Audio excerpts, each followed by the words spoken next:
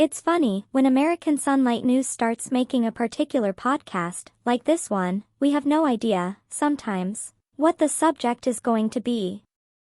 However, when looking at one of our recent posts on our website, entitled The Girl, the idea for this podcast all fell into place.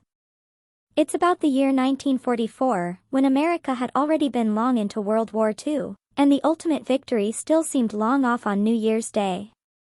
The Girl, from Mark Greene's novel that he is in the midst of writing, is based on his own mother's life as a 10- and 11-year-old child in that momentous year. Ellen Greene, Mark's mother, was the child of an automobile factory worker, but factory work in Detroit in 1944 had essentially turned into providing the materials of wartime, and Detroit proudly earned the title, the Arsenal of Democracy. 1944 was a very difficult year for our soldiers, sailors, Marines and Coast Guardsmen, but we won decisive battles from everything to the storming of the Normandy beaches on D-Day to the Battle of Leyte Gulf, in the fall of that year. Before Leyte Gulf, the enemy German dictator, Adolf Hitler, had barely survived an assassination attempt from his own soldiers in the summer of '44. The Allied Russian leader Joseph Stalin's army was advancing and gaining ground on the Eastern Front.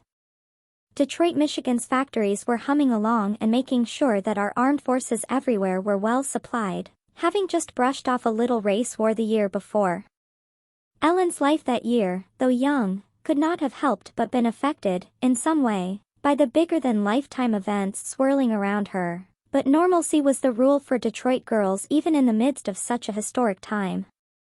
Ellen toughened up in those war years and brought forth a legacy of hard work, 1940s fashion and stylishness, and not giving in to the heretofore unconquerable. Thank you for listening to another edition of American Sunlight News Podcast. Strength, Honor and Nation.